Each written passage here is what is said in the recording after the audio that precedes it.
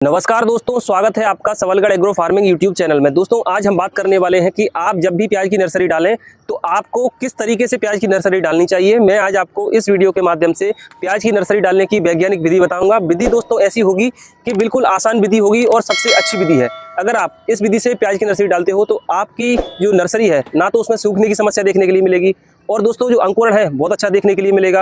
आपका पौधा स्वस्थ होगा और जो प्याज की नर्सरी में जड़ गलन की समस्या देखने के लिए मिलती है, अगर आप इस वीडियो को पूरा देखते हो तो आपकी नर्सरी में जड़ गलन की समस्या बिल्कुल नहीं देखने के लिए मिलेगी।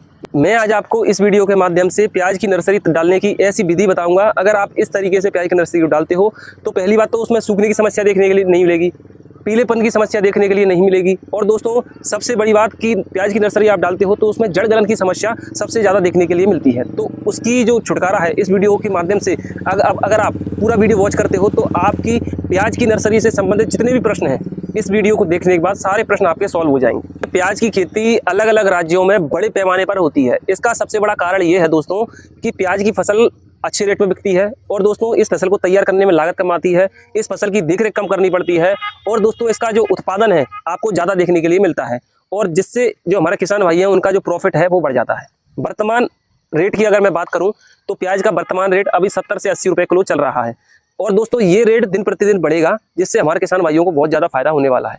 अगर आप अक्टूबर के महीने में प्याज की नर्सरी डाल देते हो और दोस्तों जब आपकी यह फसल बाजार में जाएगी तो आपको इस फसल का रेट बहुत गजब का देखने के लिए मिलेगा। सबसे पहले हम बात करेंगे मिट्टी की। प्याज की खेती लगभग सभी प्रकार की मिट्टियों में की जा सकती है, लेकिन बलुई दोमट मिट्टी प्याज की खेती के लिए सबसे अच्छी मानी जाती है। दोस्तों बात करें अगर हम खेत की तैयारी की तो आपको सबसे पहले खेत की गहरी जुताई कर देनी है। इसके बाद आपको 1 से 2 जुताई कल्टीवेटर से कर देनी है। फिर आपको खेत में रोटावेटर चलवा देना है।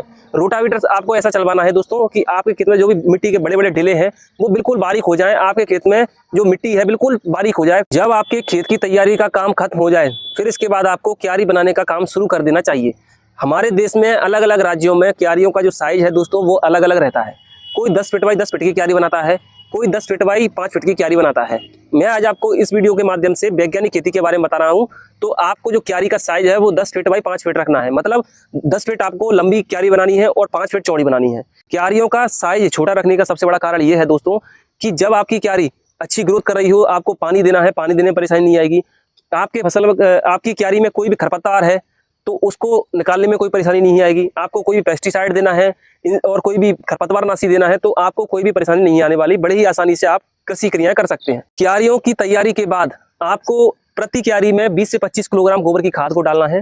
गोबर की खाद बिल्कुल पकी हुई होनी चाहिए, कच्ची गोबर की खाद आप बिल्कुल भी न डालें। गोबर की खाद कम से कम 3 से 4 साल पुरानी गोबर की खाद को आपको डालना है। फिर इसके बाद आपको इस जो क्यारी की मिट्टी है उसमें अच्छी तरीके से मिला देना है। ये जो मैंने आपको मात्रा बताई है 20 से 25 किलोग्राम प्रति क्यारी, इस हिसाब से डालना है।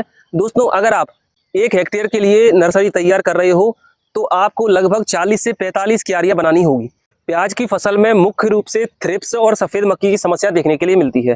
दोस्तों जब भी आप क्यारियां बनाओ तो आपको कीटनाशक के रूप में एक आता है क्लोरोफाइरीफॉस, इसको आपको मिट्टी में अच्छी तरीके से स्प्रे कर देना है, जिससे थ्रिप्स और सफ़ेद मक्खी की समस्या आपकी फसल में देखने के लिए नहीं मिलेगी। दोस्तों अगर आपकी खेत में या आपकी क्यारी में खरपतवार की समस्या ज़्यादा है तो आपको पेंडिमेथिलीन 30% EC आपको खरपतवार नाशी आता है, इसका आपको स्प्रे कर देना है, जिससे आपकी फसल में खरपतवार की भी समस्या देखने के लिए नहीं मिलेगी। बात करें अगर हम वैरायटी की, दोस्तों आप कोई भी वैरायटी अपने खेत में लगा रहे हो तो लगाने से पहले आपको क्या करना है कि 15 से 16 घंटे के लिए आपको जो बीज है आपको पानी में भिगोकर छोड़ देना है।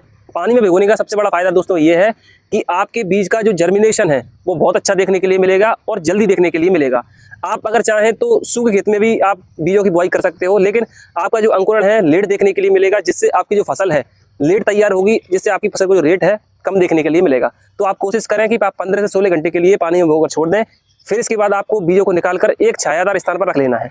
1 से 1.5 घंटे रखने के बाद आपको बीजों को उपचारित करना है। उपचार करने के लिए आपको क्या करना है, मैनकोजेब और कार्बेंडाजिम का एक साफ के नाम से आता है जो फंजीसाइड आता है, आप उसका उपयोग कर सकते हो। आपको मात्रा की अगर मैं बात करूं तो 2 ग्राम मात्रा प्रति लीटर पानी में घोलकर आपको उपचारित कर देना है। बात करें अगर हम सीड रेट की, दोस्तों अगर आप प्याज की नर्सरी 1 हेक्टेयर के लिए लगा रहे हो तो आपको बीज की मात्रा 2.5 से 3 किलोग्राम लगेगी। दोस्तों अगर आपने जो क्यारी का साइज है वो 10 फीट बाई 5 फीट रखा है तो आपको प्रति क्यारी में 600 से 700 ग्राम बीज की आवश्यकता होगी। आपको जो बीज दर है दोस्तों ज़्यादा नहीं रखनी। आप ऐसा करें कि आप जब भी बुआई करें तो बुआई करते समय आप पहले हल्की हल्की बिजाई कर दें, फिर आपके जो भी बीज बचे तो आप ऊपर से भले ही बीज डाल सकते हो। तो दोस्तों आप कोशिश करें कि आप बीज की मात्रा ज़्यादा ना डालें। बीज की मात्रा ज़्यादा डालने से क्या होगा कि आपकी जो नर्सरी है घनी होगी। जब आपकी क्यारी तैयार हो जाए तो क्यारियों में आपको पानी छोड़ देना है। पानी छोड़ने के बाद आपको एक पाटा की मदद से जो क्यारी में जो पानी भरा है उसको, जो मिट्टी है क्यारी में, उसको एक समान करना है। आपको मिट्टी को इस तरीके से एक समान करना है कि आपकी मिट्टी बिल्कुल एक समान हो जाए। जब भी आप क्यारियों को समतल करो तो क्यारी को समतल करते समय आपको आप समतल करो तो आपको आगे से पीछे की तरफ चलना है, जिससे आपकी क्यारी में पैर नहीं बनेंगे। और दोस्तों क्यारी को समतल करने का सबसे बड़ा फायदा ये है दोस्तों कि आप जब भी अगली बार क्यारी में पानी छोड़ोगे या सिंचाई करोगे तो पानी बिल्कुल एक बराबर मात्रा में भरेगा। कहीं ऐसा नहीं होगा कहीं ज़्यादा भर गया कहीं कम भर गया। अगर आप क्यारी को समतल करोगे तो आपकी क्यारी में पानी एक बराबर मात्रा में भरेगा। क्यारी में पानी छोड़ने के बाद आपने क्यारी में पाटा भी लगा दिया, जिससे आपकी क्यारी समतल हो गई, एक बराबर हो गई। फिर इसके बाद आपको उसको सूखने का इंतजार करना है। जब आपकी क्यारी में पानी थोड़ी बहुत मात्रा में रह जाए या आपकी क्यारी में से पानी निकल जाए तो आपको बीजों की बुआई करनी है। बुआई आपको छिटकवा विधि से करनी है। दोस्तों आपको बिजाई करने के बाद आपको क्या करना है, आपने बुआई कर दी प्याज के बीजों को, मिट्टी में जो आपकी क्यारी है उसमें आपने बीज दिया। फिर इसके बाद आपको क्या करना है, आपको अलग से एक मिट्टी है, भुरभुरी मिट्टी हो आपके खेत की या कहीं की, तो आपको अच्छी तरह से उसको मिला करके आपको उसकी जो लेयर है, जो बीजों की जो आपने बीज बुआई की है उसकी परत के रूप में आपको मिट्टी की ऊपर से छिड़क देना है। फिर इसके बाद आपको राख को आपको अच्छी तरीके से मिला करके बारीक कर करके एक परत आपको जो राख आती है उसकी आपको ऊपर से बिछा देनी है।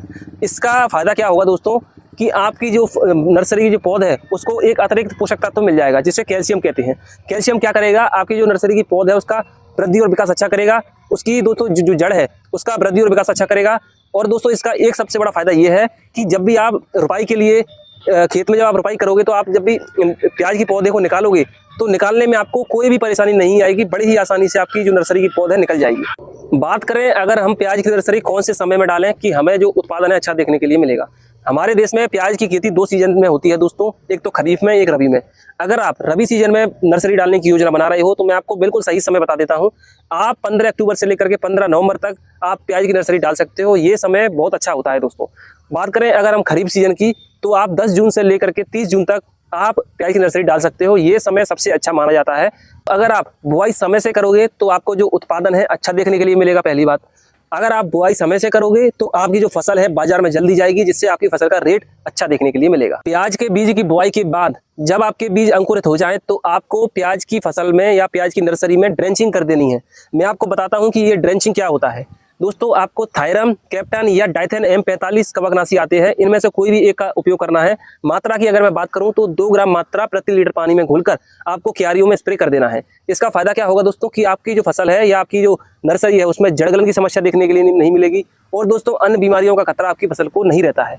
और दोस्तों अगर संभव हो, अगर आपको लग रहा है कि आपकी जो फसल है या आपकी जो नर्सरी है उसमें जड़ गलन की समस्या देखने के लिए मिल सकती है, तो आपको 10 से 12 दिन के अंतराल पर फिर से आपको प्याज की नर्सरी में ड्रेंचिंग कर देनी है। बात करें अगर हम पौधों को या आपकी जो प्याज की पौध है उसको खेत में रोपाई के करने का सही समय क्या है। दोस्तों जब आपकी जो पौध है 13 से 15 सेंटीमीटर की हो जाए तो आप समझ जाना कि आपकी जो पौध है खेत में रोपाई करने के लिए तैयार हो गई है। या दोस्तों मैं आपको सीजन वाइज सीजन बता देता हूं। अगर आप रबी सीजन में प्याज की नर्सरी तैयार कर रहे हो तो आपको 7 से 8 या 8 से 9 सप्ताह का समय लगेगा। अगर आप खरीफ सीजन में प्याज की नर्सरी तैयार कर रहे हो तो आपको लगभग 6 से 7 सप्ताह का समय लगेगा।